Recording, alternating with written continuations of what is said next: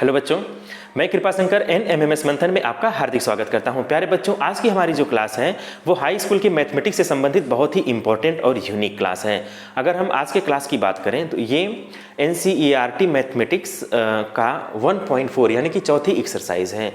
अगर इस एक्सरसाइज को आप कंप्लीट कर लेते हैं तो पूरा यूनिट फर्स्ट कंप्लीट हो जाएगा। और इसके बाद हम एक वीडियो और अपलोड करेंगे जिसमें 10 वर्ष के जो क्वेश्चन पूछे गए हैं यूनिट फर्स्ट से, उन सारे प्रश्नों को हम इंक्लूड करके आपको एक साथ बता देंगे।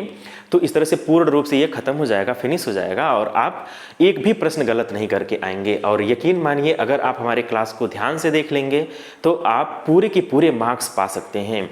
ठीक है, तो चलिए शुरू करते हैं आज की क्लास। अगर हम आज के क्लास की बात करें तो प्रश्नावली 1.4 का ये पहला क्वेश्चन है कि बिना लंबी विभाजन प्रक्रिया किए बताइए कि निम्न परिमेय संख्याएं, जितनी भी परिमेय संख्याएं हमने यहाँ पे मेंशन किया है, ये परिमेय संख्याएं शांत हैं या अशांत आवर्ती हैं। तो ऐसे क्वेश्चन को लगाने के लिए हम पहले डिनोमिनेटर को ध्यान देते हैं कि अगर किसी भी परिमेय संख्या का, नोट पहले हम लोग लिख लेते हैं, यदि किसी भी परिमेय संख्या का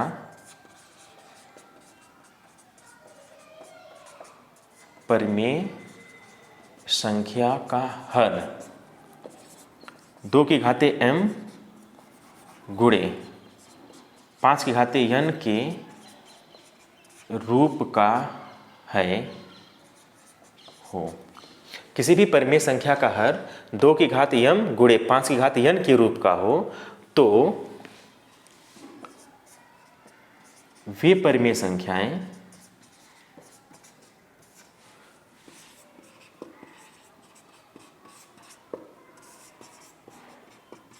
शांत होंगी,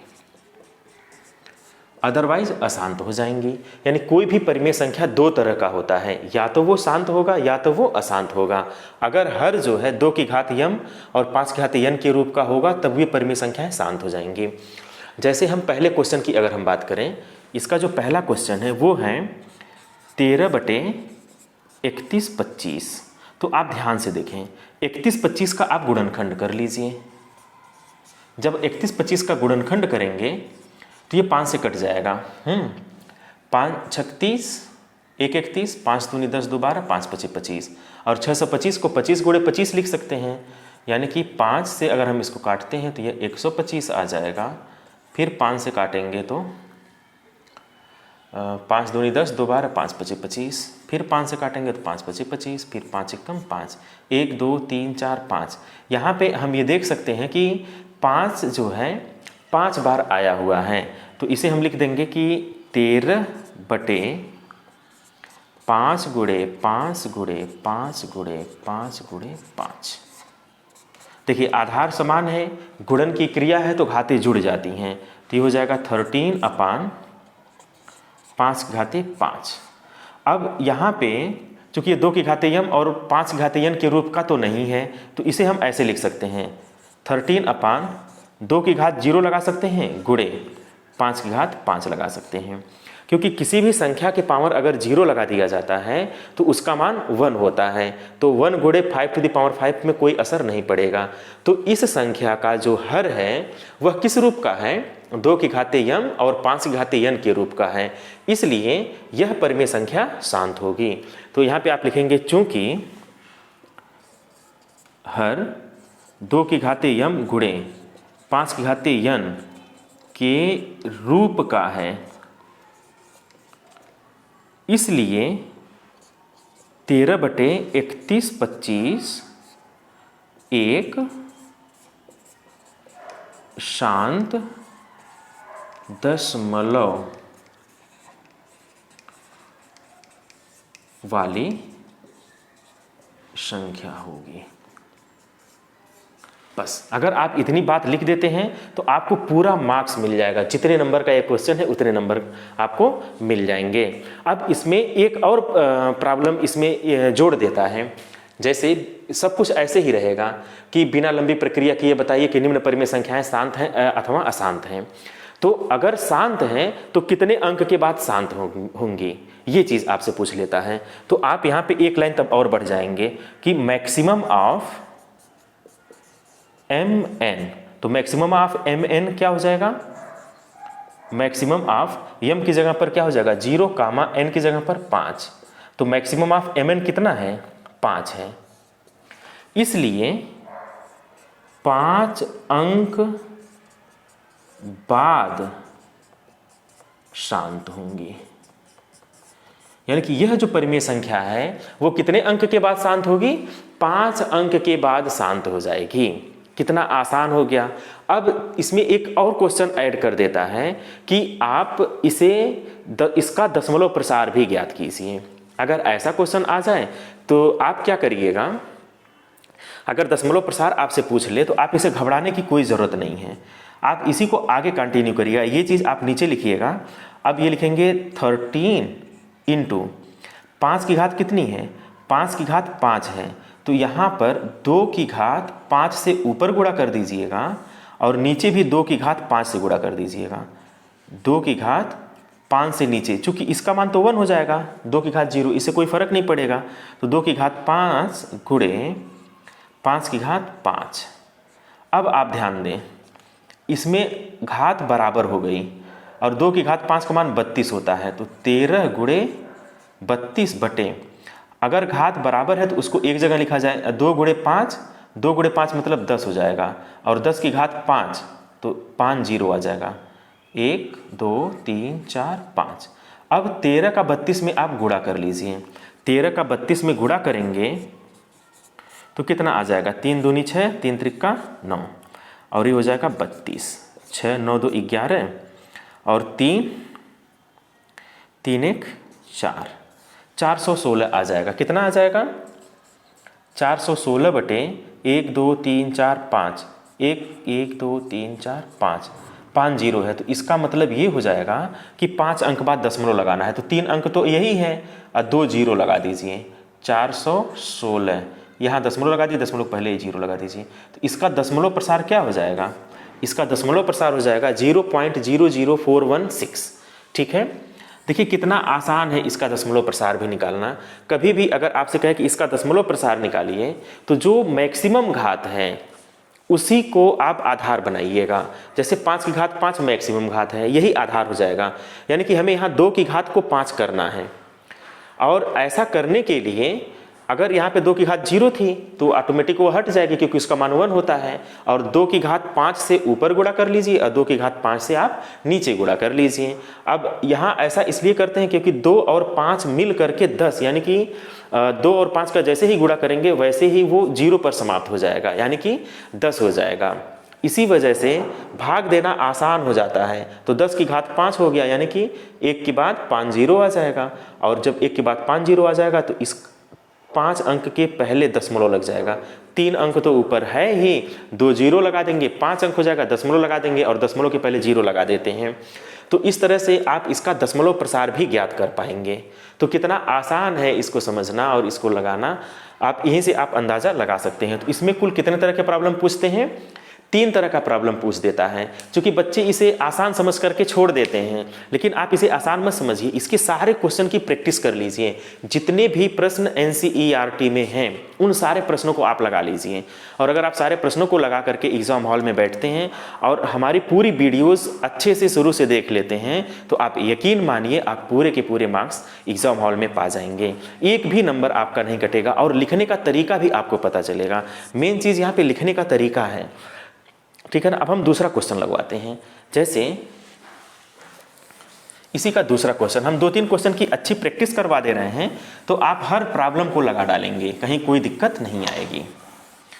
इसे नोट जरूर कर लीजिएगा।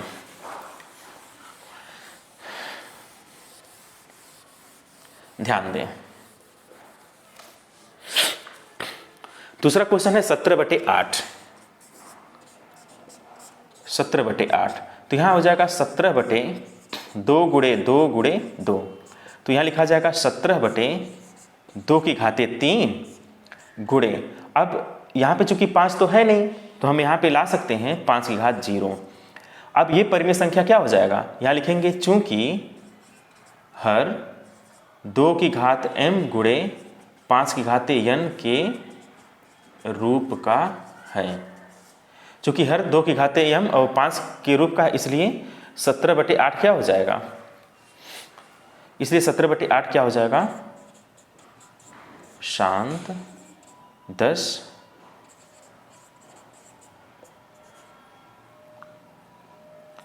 आप इसको ऐसे लिख दीजिए,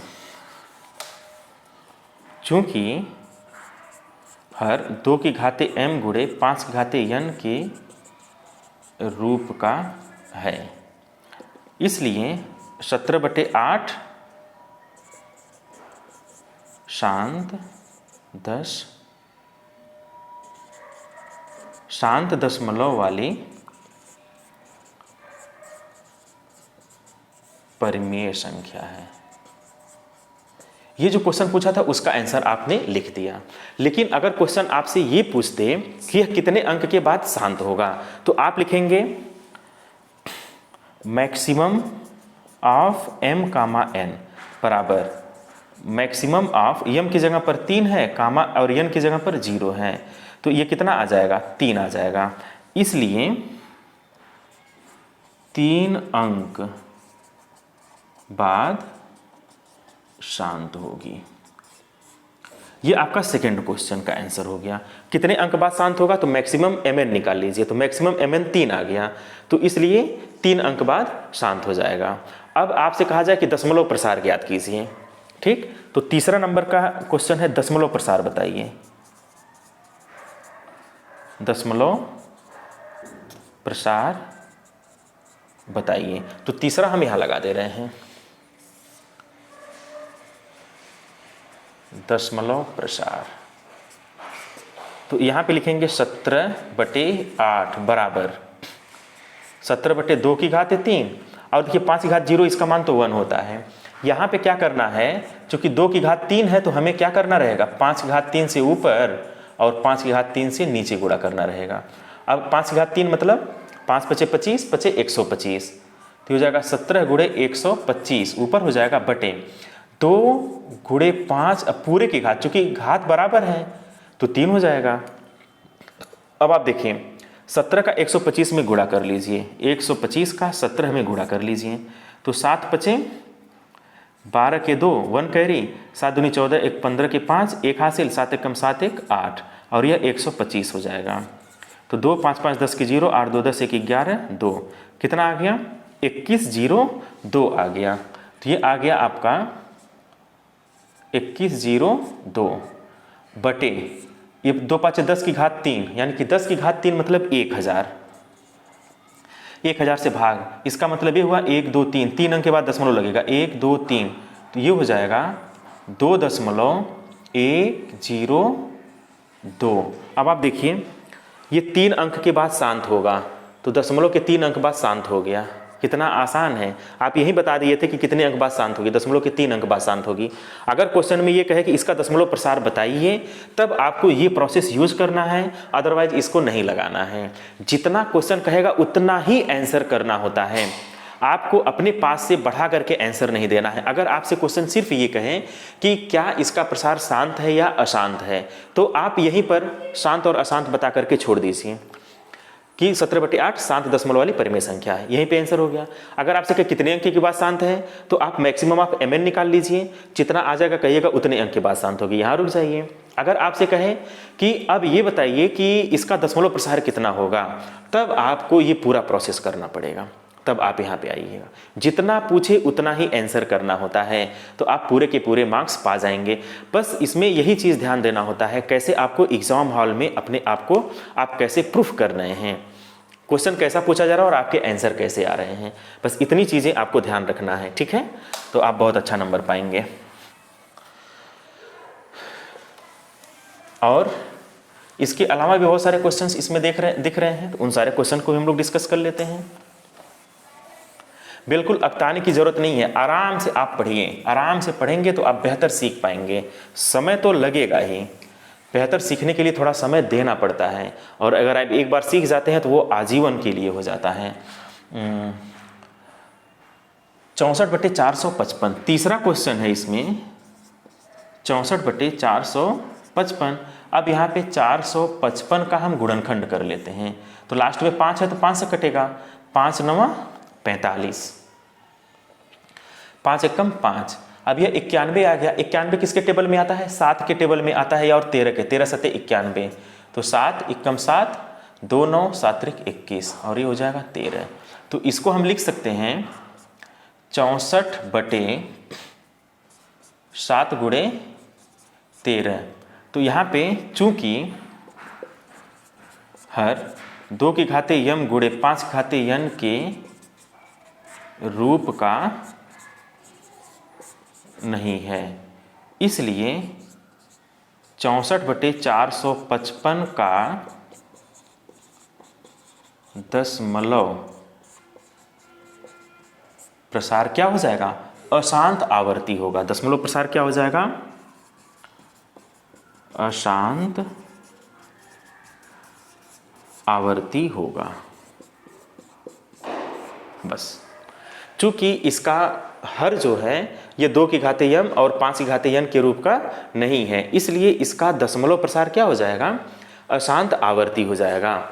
अगर हम छठवें क्वेश्चन की बात करें तो देखिए लिखा है 23/2 की घाते 3 और 5 की घाते 3। ध्यान दें, 23/2 की घाते 3 गुणे 5 की घाते 3। तो इसका दशमलव प्रसार क्या हो जाएगा? दशमलव प्रसार शांत हो जाएगा। कितने अंक के बाद शांत होगा? 3 अंक के बाद शांत होगा। और इसका दशमलव प्रसार निकाल दीजिए तो यहाँ पे देखिए, यहाँ पे हर का जो है जो घात है दोनों का बराबर है, इसलिए कुछ भी ऊपर नीचे गुणा करने की आवश्यकता नहीं है। आप डायरेक्ट 23/2 गुणे 5 और दोनों की घात 3 लिख दीजिए। अगर क्वेश्चन कहेगा तब, नहीं तो बस इतना बता के छोड़ दीजिए कि इसका दशमलव प्रसार शांत होगा। अगर आपसे कहे कि दशमलव प्रसार लिखिए तब आपको ये काम करना पड़ेगा। तो हो जाएगा 23/5 दूनी 10 की घात 3 मतलब 1000, और ये दशमलव जो है 3 अंक के पहले लग जाएगा। 1 2 2 अंक तो है ही, एक जीरो बढ़ा दीजिए, यहाँ दशमलव लगा दीजिए, दशमलव पहले जीरो लगा देते हैं। देखिए 3 अंक के बाद जो है ये शांत हो गया। तो इसका दशमलव प्रसार निकाल लीजिए, कितने अंक के बाद शांत होगा ये अपने आप पता चल जाएगा। दशमलव के 3 अंक बाद शांत होगा, या मैक्सिमम ऑफ यम एन आप देख लीजिए, तो जो मैक्सिमम हो उतने अंक के बाद ये शांत हो जाएगा। बस इतना सा आपको काम करना है। कोई भी क्वेश्चन यहाँ पे देखिए, 7वां क्वेश्चन 2 और 5 का तो है, लेकिन इसमें 7 भी दे दिया है, तो इसलिए यह अशांत आवर्ती हो जाएगा। 6/15 दिया है, 3 गुणे 5 यहाँ पे आ जाएगा, तो 3 गुणे 5, तो यह 2 की घाते m और 5 की घाते n के रूप में तो हुआ नहीं, 5 है बट यहाँ 3 आ गया, इसलिए यह अशांत आवर्ती हो जाएगा। 50 को क्या लिखा जाएगा? 2 गुणे 10, और 10 को 2 गुणे 5 लिखा जाएगा, यानी कि 2 की घाते 2 गुणे 5 हो जाएगा। तो यह शांत हो जाएगा। कितने अंक के बाद शांत हो जाएगा?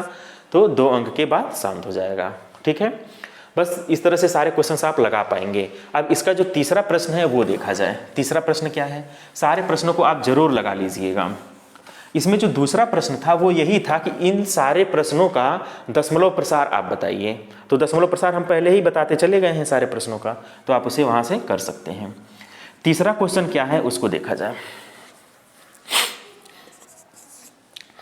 इसको देखिए ध्यान से, लिखा है 43.123456789 9 तक गया है। इसका मतलब ये हो गया शांत दशमलव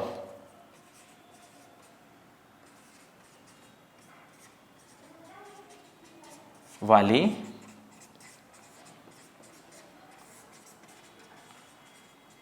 क्योंकि देखिए 1 2 3 9 पे जाके रुक गया है, तो ये शांत दशमलव वाली परिमेय संख्या हो गया। कितना आसान है, इसको देखते ही आप बता पाएंगे। और दशमलव के कितने अंक के बाद? 9 अंक के बाद ये शांत हुआ है। ठीक, इसके बारे में आप क्या कह सकते हैं? इसे हम 2 की घाते यम और 5 की घाते यन के रूप में इसके हर को लिख सकते हैं। इसमें जो दूसरा नियम आप ये बता सकते हैं कि इस संख्या का हर, इस संख्या के हर को 2 की घाते यम और 5 की घाते यन के रूप में लिखा जा सकता है।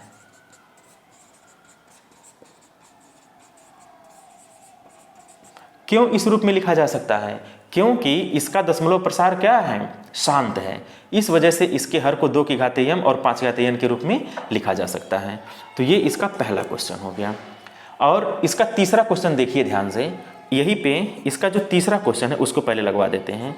यहाँ लिखा है 43/1 2 3 4 5 6 7 8 9, और इस पर पूरे पे बार लगा दिया है। पूरे पे जब बार लगा हुआ है इसका मतलब ये हुआ कि ये रिपीट कर रहा है, ये बार बार ये संख्या आ रही है। तो ये क्या हो जाएगी, अब यहाँ पे देखिए ये तो शांत था, चूंकि ये रिपीट नहीं कर रहा था, यहाँ पर ये संख्या 9 अंक बार बार रिपीट कर रहे हैं, तो ये हो जाएगा अशांत आवर्ती, अशांत आवर्ती दशमलव वाली परिमेय संख्या। और इसमें एक बात हम और कह सकते हैं कि इसका जो हर है वो 2 की घाते यम गुणे 5 की घाते यन के रूप का नहीं है, संभव ही नहीं है 2 की घाते यम और 5 की घाते यन के रूप का हो। देखिए प्रॉब्लम दोनों सेम था, बस यहाँ पे बार लगाने से कितना परिवर्तन हो गया, बहुत ज़्यादा परिवर्तन हो गया। तो ये अशांत आवर्ती दशमलव संख्या हो जाएगी, और यहाँ पे बार नहीं था, इसका मतलब यहीं पे आके रुक गया था, तो ये शांत दशमलव संख्या है। हर को 2 की घाते यम और 5 की घाते यन के रूप में लिख सकते हैं, और इसके 2 की घाते यम और 5 की घाते यन के रूप में नहीं लिख सकते हैं। और एक ऐसी संख्या जिसका दशमलव प्रसार जो है आप देख रहे हैं इस रूप का है, सेकेंड क्वेश्चन। अगर हम सेकेंड क्वेश्चन की बात करें तो ध्यान दें, हम सेकेंड क्वेश्चन को यहीं पे लिख देते हैं। नीचे ये लिखा है कि 0.120, फिर 1200, फिर 12300, फिर 121234, फिर 1250, ऐसे करके बढ़ता चला जा रहा है। यहाँ पे आप देखिए कोई भी नंबर रिपीट नहीं कर रहा है। जैसे 12 के बाद एक जीरो है तो फिर 12 के बाद 2 जीरो आ गया। अगर 12 के बाद एक ही जीरो रहा होता, 12 के बाद एक ही जीरो, तब हम कहते कि संख्या रिपीट कर रही है। लेकिन एक जीरो बढ़ा देने की वजह से कोई भी यहाँ पे अंक रिपीट नहीं कर रहा है, यानी कि यह कैसी संख्या हो गई, यह अशांत संख्या हो गई और न रुकने वाली। यहाँ पे तो रुकने वाली है और यहाँ न रुकने वाली है, जैसे अशांत संख्या, इसी को हम कहते हैं अपरिमेय संख्या।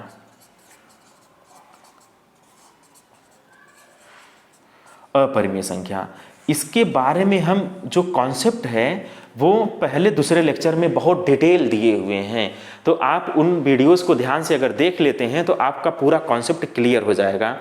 तो ऐसी संख्या जिसका दशमलव प्रसार जिस पर आप बार न लगा पाइए उसे अपरिमेय संख्या कहते हैं, सिंपल सी बात है। तो इस पर किसी भी अंक पे बार नहीं लगा पाएंगे आप, एक बार आप ट्राई करके चेक कर लीजिएगा।